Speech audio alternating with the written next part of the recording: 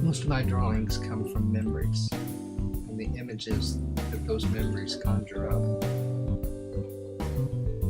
Typically my artwork is pretty straightforward. Happy times, happy places, happy things. But every once in a while I can capture a dark side. I cannot remember a time when art and the creative process was not a part of my life.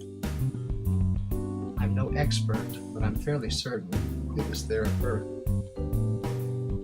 In fact, I'd say that art found me and just never let go. Art has provided me with so much in this life.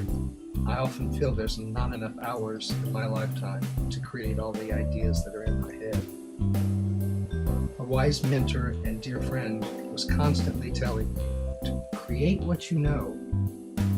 He would then go on to explain, when you're creating from who you are, your memories, your thoughts, your experiences, it will always come across as genuine. And whether the creation is good or bad, the genuine will always shine through. And no one can argue with being genuine. There were many factors that led to the creation of these images of my little hometown. This series I've titled the Marion Landmarks series. But for the moment, and for the sake of this video, what's important is that my friend, my mentor, is smiling because I'm creating what I know.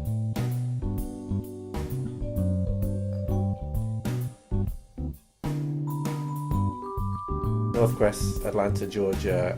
We're in your studio, but I almost feel like that I should be saying we're in your gallery.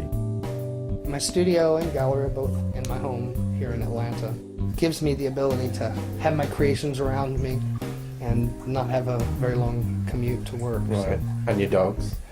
The dogs are always they're always here. And your paintings. Yep. An easel. You know, we artist types, we like to be surrounded with our things. So I've often been called a hoarder. I call it a collector. So yeah. Potato. Actually, potato. Okay, well.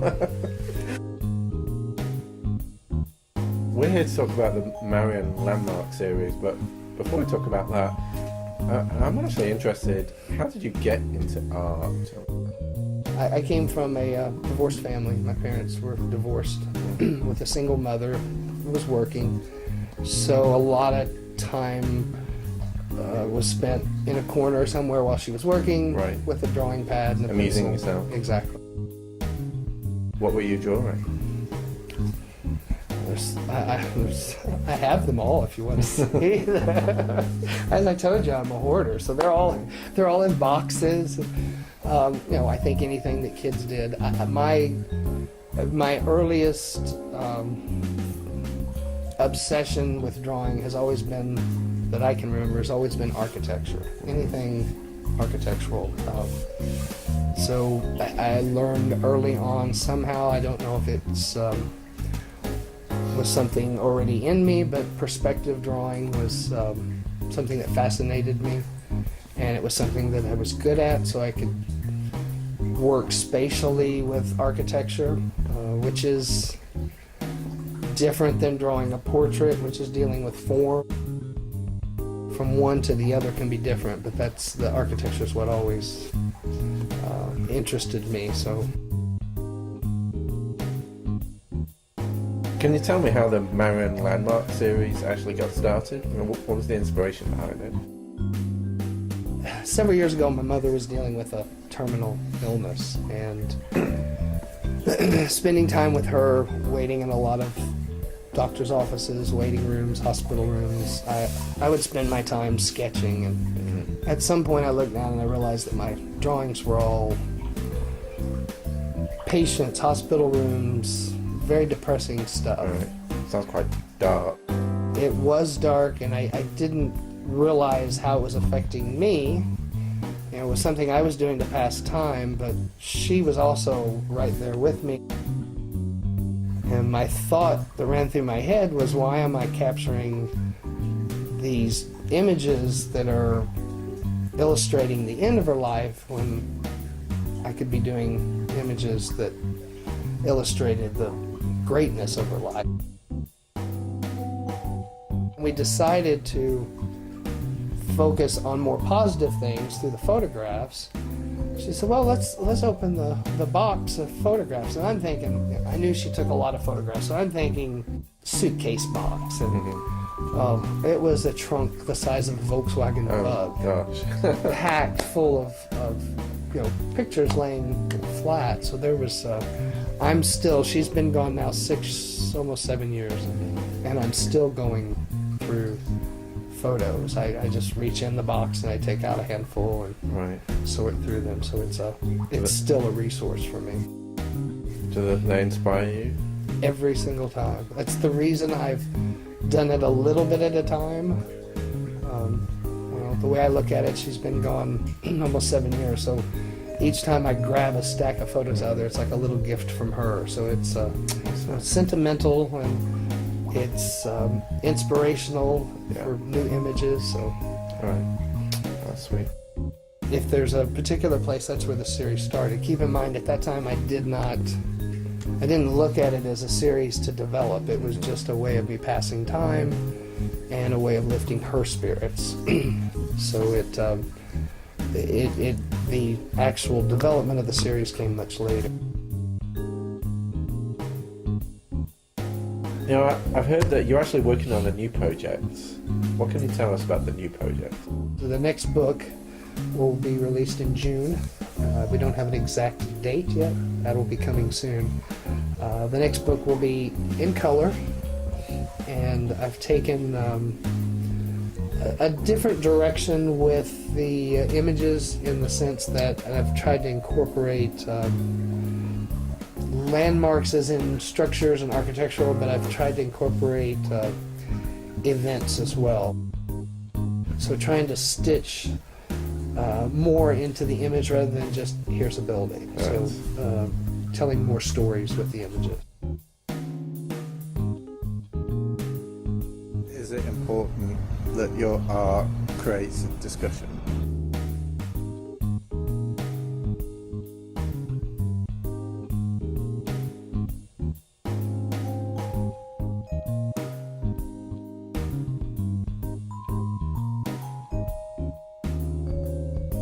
These older images from the 60s, people who lived there, have lived there for a long time, it's very nostalgic to them because that's a side of the town that's... It's what they, I guess, what they remember Exactly. of how Exactly. back in the 50s and the 60s Marion life was. Exactly.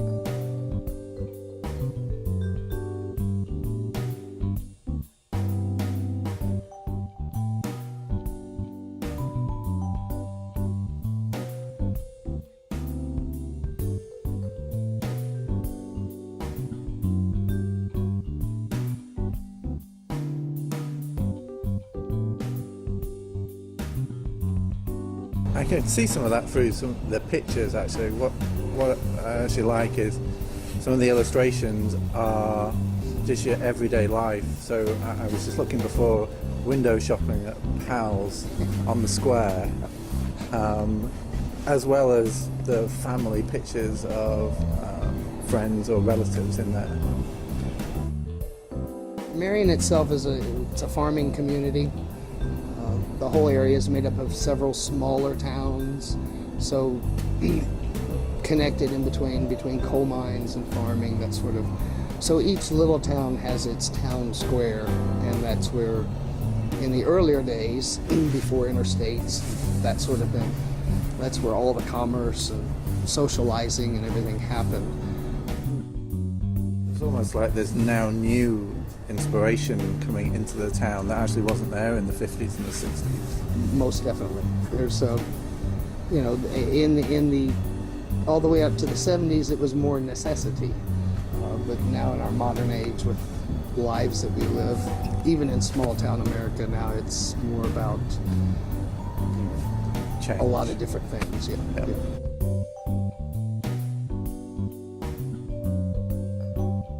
Do you think a particular image that people at these shows were talking more about, or any one which you in particular thought that, well, yeah, I'm really proud of this piece?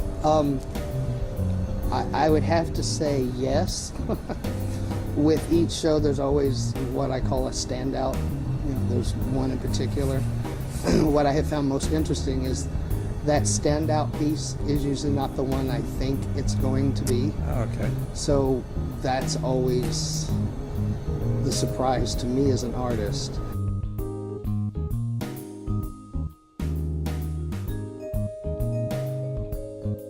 What I found were the people that were coming to see it, some I knew and many I did not, but they would come up and say, oh, I remember this restaurant, my grandmother worked there, and I would go to work with her, and or Cute. you know, so they were the connections that they had that I didn't have a clue as I was creating the image. So hearing their connections to it was, you know, really what made me realize the importance of capturing these images.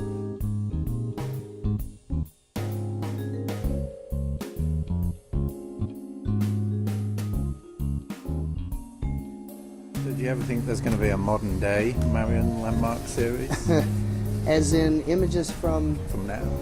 the next book, there is, including drawings and paintings, and make it more of an art book.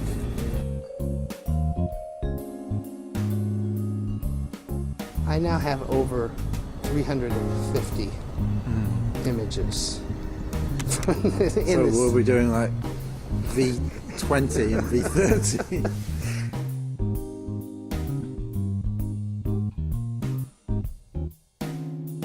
Picture it, 1974 in Marion, and your family decide to open Hook's Gas and Grocery. I used to go to work with my grandfather quite often.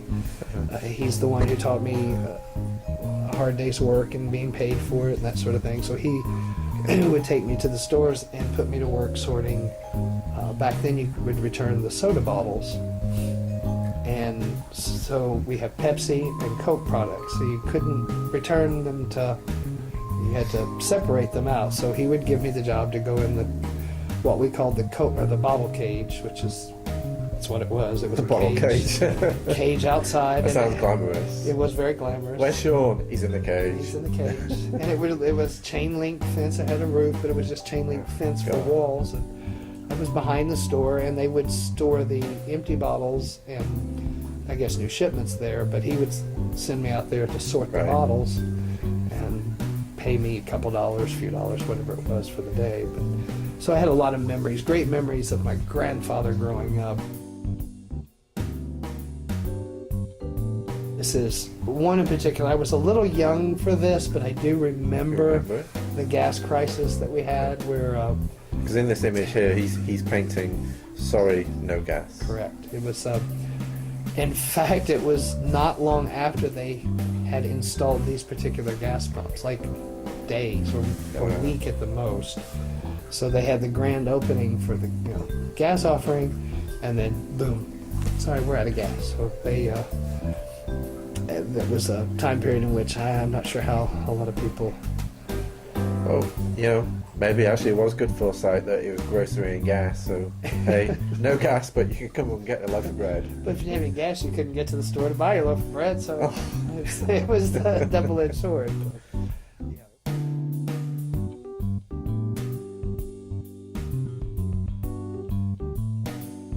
I like this picture here. This is a day at the Blue Water, the Marion Country Club, 1964. I like how these three people, they look like they're enjoying the sunshine, but I feel like they're looking at me. What was the Blue Water? The Blue Water is our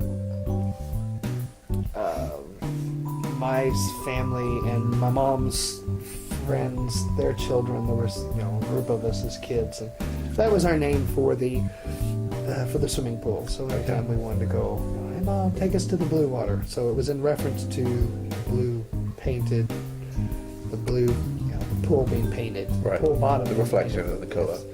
So it that was our code for let's go swimming. So it stuck with that. It's located at the Marion Country Club, which is a little south of Marion. Started in 1917. It's you hear the words country club and you think very posh, exclusive. This Shirt is, and tie, sports jacket. of course, this is completely not that. This was started as as cabins around the lake. It is a club membership that you have to join, but it's a very comfortable place to go. I gather this image has become one of your best-selling children select images. This is one of those that surprised me as an artist because it, all of my creations I have a connection to, but in the case of this one, I liked it, but I never looked at it as being a standout. But this one turned out to be the bestseller for that show. And the last time I was at the Marion Country Club, this image is hanging in probably about 50% of the cabins that are down there. So I think that the connection for the people who were members and have cabins, there's an obvious connection for that.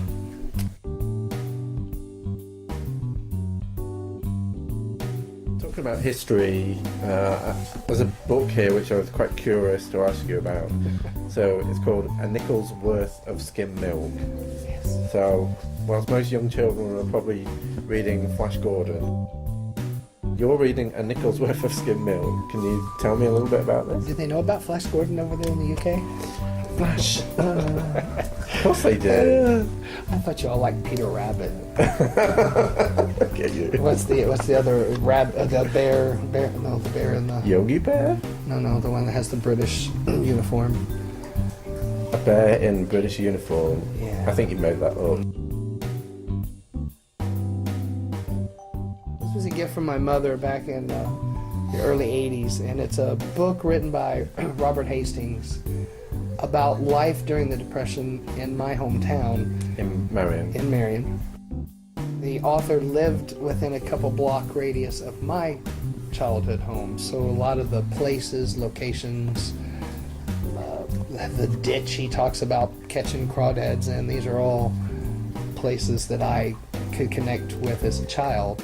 Being able to get on my bicycle and go and see the house that he talked about and that kind of stuff. So this book and its connection to the world around me is certainly sparked the history nerd in me. That is another reason why I feel this series has become important. This is something that progressed, something that's always been in my mind, but I didn't see it as the importance of capturing the series is capturing these vistas, scenes, buildings, snapshots that are going to be lost. Generations that are not going to be familiar with some of the things. The building. Yes, that even I was. So every generation, I think, is going to have the importance of capturing that.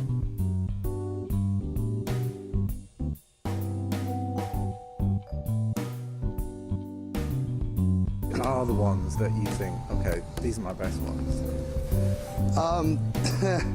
There's one in particular I can tell you right off the bat. In fact, I can even pull it up. I grew up in rural America where we had a lot of local television. Yeah, a lot of fields. And a lot of local television. One television show in particular is called, it was the Uncle Briggs. I saw that guy. I wondered who. This was called the Uncle Briggs Funny Company. Actually, a second transition. It started off as something called Cactus Pete. Cactus Pete. And it was just a kids talk show where they would have cartoons, that sort of thing. So I appeared on that show one time, as many of the kids growing up in that area, where they would have a local, come meet Uncle Briggs, and you do a little walk on. So that one in particular. There are a couple other images that are, spark memories with me, but that probably is one of my favorites.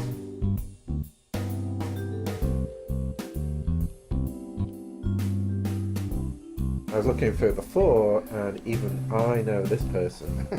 A certain JFK. Yes. And apparently he did a campaign stop in Marion in 1960.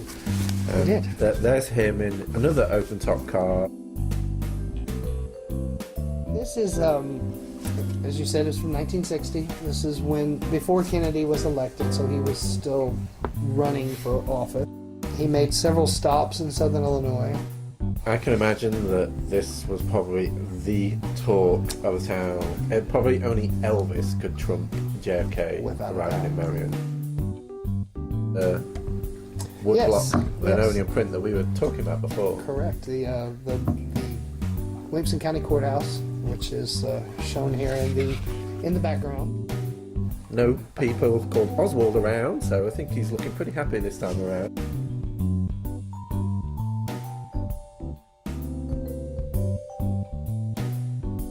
So, we're going to fast forward to 1979, and you're driving around in this not so elegant vehicle with your mother. What are you there, talking which is about? nice. That was a '79 Dodge Aspen. That was an it car then. Oh, I'm sure it was. Anyway, here you are cruising around the Marion Plaza, and you're pulling off actually at the photo mat. So what's a photo mat? Well, I would imagine you Brits don't have photo mats. You took your film to where'd you get your film developed in the 70s Some and 80s? very eccentric man who would just stand there with one of these things, and then he'd go into a dark room, and it would just appear like that. But you didn't have a store that you could take your little rolls of film and. I'm joking. Oh, okay. Cut. Jeez. No, that was a good one. I got you. Okay, so, well, here, I don't know how you do it over there on that island, but here in the States, we had something called Photo man. the Kodak Photomat. They were just little kiosk buildings. Ours was in the middle of the Marion Plaza parking lot. So I drive through for photographs. Very much so, yes. You know, for those, here in the States, if we can drive through, we're going to do it. I realise that anything that involves not getting out the car and You got walking. it. And especially in the Midwest, because we have a lot more space there, so we can do a lot of drive-throughs. Those of us who are familiar with the area, we can make out the Kroger in the background, and Right. a little section of the old People's Bank. So there's a What, just for old people? no, it was known as the People's Bank. Oh, okay. It's now something else. So those of us who remember it, it was the old people. So you're funny. Is the plaza still there? It is. Okay. It is there. The Kroger has since moved, and most of the other stores have changed, but the shopping center itself is there. The photomat is no longer. It blew away in the 1982 tornado. Gosh. It was too little to survive the Right. winds of the F4. Probably foresaw the invention of the iPhone, which I guess would have killed it anyway. So. That and a lot of the local stores started the 1 hour. Processing time. Yeah, so the writing was on the wall at that point. So.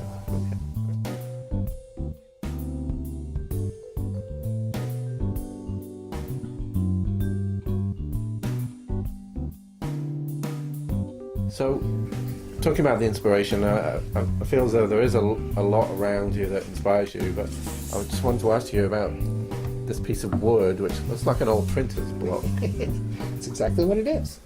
This is known as a linoleum block print, which if you've ever done any kid ever has a stamper, you stamp your hands or whatever, it's the same process. So the black you see is where the ink is applied.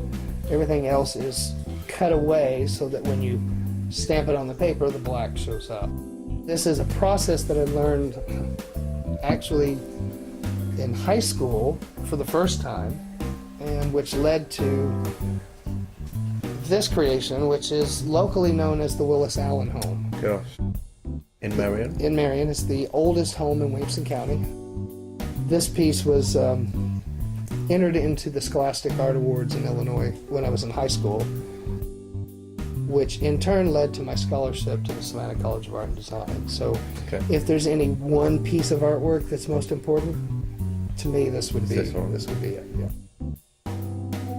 It's kind of primitive. I mean, I guess you were very young, so it was your early piece. I like the two-dimensional aspect of it. I can almost see there being like a shaker kitchen, an old lady doing a little bit of needlework, washing out some pots or something out in the back that she had some broth in. And this is only just a few blocks away from the town centre in Marion. Correct. It's only a few blocks away from the square. Is the Yes, woodblock yes. linoleum print that we were talking about before. Correct. The Williamson County Courthouse. Fortunately, the building was torn down sometime after this in '72. It was a case in which they needed newer facilities, and the building was too far deteriorated, so they said at that time, to renovate. So the decision was made to tear it down. And that actually brings me to another image, I'll show that, which is known as the Tower on the Square. Tower on the Square. Which, What is the tower?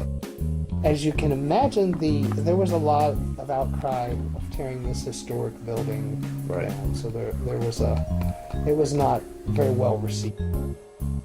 The top of the tower, the top of the courthouse had a bell tower clock. Belfray and the bell and the whole thing. What the decision was made was to build a tower to hold the clock tower at the top at the same height and location. Right. So the rest of the building was destroyed. They built the tower and placed So not all was lost. Not all was lost. It was kind of a reminiscent. It's been great sitting here chatting with you, learning all about the Marion Landmarks series. I kind of almost feel like I want to go on a mini vacation over to Illinois, a state I've never been to. Well, there's always time to. I imagine maybe when you have your bestseller show or something like that. When they have the Hollywood opening. A few celebrities, Of course.